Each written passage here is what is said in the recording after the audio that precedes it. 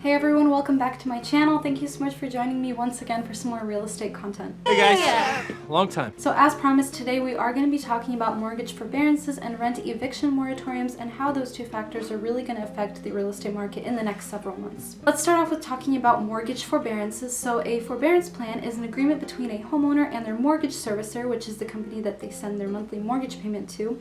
So for example, for me and my husband, that would be On Point because we have our loans through them. So it would be an agreement between us and On Point that establishes an alternative payment schedule to reduce or suspend payments for a period of time.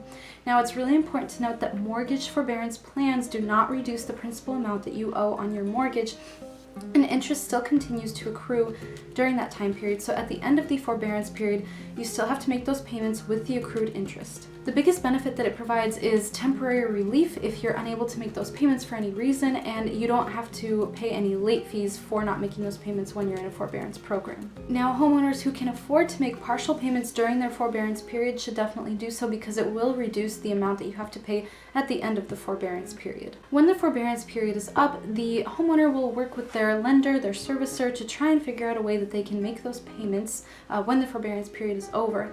Now, if they are having a difficult time making those payments at the end of that forbearance period, then they can work with their lender or their servicer to try and see if they can make a loan modification, so that keeps them in the same loan but perhaps with different rules and parameters so that they're able to still make those payments. If the homeowner is unable to make those payments at the end of the forbearance period, then they are at risk for foreclosure. Now, as I'm sure you know, in the past year there have been a great increase in forbearances due to the 2020 coronavirus pandemic. A lot of people were experiencing unemployment and they weren't able to make their monthly mortgage payments. So that prompted the release of the CARES Act, which stands for Coronavirus Aid, Relief, and Economic Security Act, in March of 2020.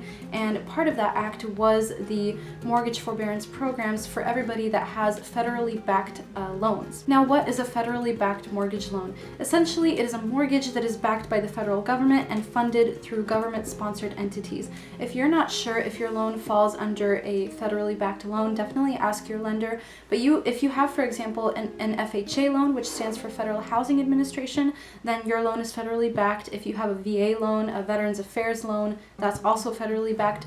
So talk to your lender to try and figure out if your loan is federally backed if you're unsure. If your loan falls under the CARES Act, your credit score won't take a hit because the credit bureau has suspended the reporting of overdue payments during this time. Now again, people that have loans held by private lending services do not fall under the CARES Act. That is specifically for people with federally backed mortgages. So if you have a federally backed mortgage, you fall under the CARES Act and you are guaranteed a forbearance if you need one.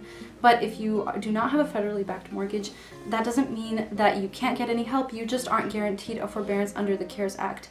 You can still talk to your lender and still get help if you need it, especially right now. A lot of lenders are offering options. It just means that there is no standard because it doesn't fall under the CARES Act, so different banks may have different rules and standards. About 70% of mortgages for single-family homes in the U.S. are eligible for foreclosure relief programs, and about 2.7 million homeowners are currently in some type of forbearance plan. A majority of these homeowners do have mortgages held by private lending services rather than federal loans, which means that they don't fall under the CARES Act, but they are getting some sort of help and assistance from their lender. Again, just to reiterate, President Biden has extended mortgage forbearance programs under the CARES Act. So if you have a federally backed mortgage, he has extended that through to the end of June of 2021. It was initially extended to the end of March. Now it has been extended once again to the end of June. And at that point, if people are unable to make their payments, lenders will begin to foreclose on them.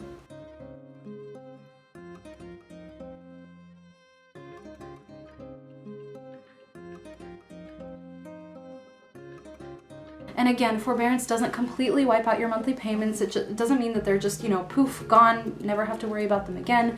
You still have to make those payments at the end of your forbearance period. It just helps because you don't get hit with any late fees for postponing your payments. So before we move on to talk about rent eviction moratoriums, I did also want to talk about some alternatives to forbearance. If you're having a hard time making your monthly mortgage payments, if the payment is too high for you, I really feel like forbearance should be the last option.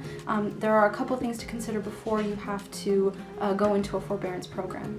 The first thing I would really recommend is a home refinance. A lot of people are refinancing right now because of the all-time low mortgage interest rates. Right now we are at between 2 and 3%. So if you bought your house a while ago or even just a couple years ago, it might be beneficial to refinance because you can get a lower interest rate on your mortgage right now. That would in turn reduce your monthly payments and make it a little bit easier to still make those payments and not have to postpone them. When you're trying to figure out what lender to go with when you're refinancing, talk to multiple lenders. See what the best rate is that you can get, and don't just talk to one person, talk to multiple people and get the best rate possible. If you're looking to refinance but you're not sure what lender to go to, definitely reach out. I can put you in touch with multiple lenders and you can make a decision from there which lender provides the best rate for you, but definitely reach out and I can put you in touch with some really awesome lenders. Another option is talking to your lender about a loan modification. So this would, again, keep you in the same loan, just with new terms that might be a little bit easier to meet. Your lender may be willing to lower your interest rate or your monthly payments. You just really have to talk to them and see what options they can offer you. Ultimately, you'd have to decide if a loan modification would be more affordable than the closing costs associated with refinancing. So take a look at both options if you're having a hard time making your monthly mortgage payment. And again, if you need to talk to some really awesome lenders, let me know and I can put you in touch with them. Now, the reason I wanted to talk about forbearance today is because it will end up having a strong impact on the housing market within the next several months to a year. Once the forbearance period ends in June of 2021, people will have to either make their payments or sell their home or risk being foreclosed on.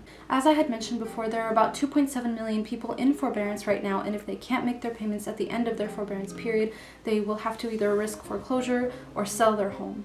When people are going to have to start making their monthly payments and their accrued interest again at the end of the forbearance period, they will also have to consider the cost of property taxes and escrow.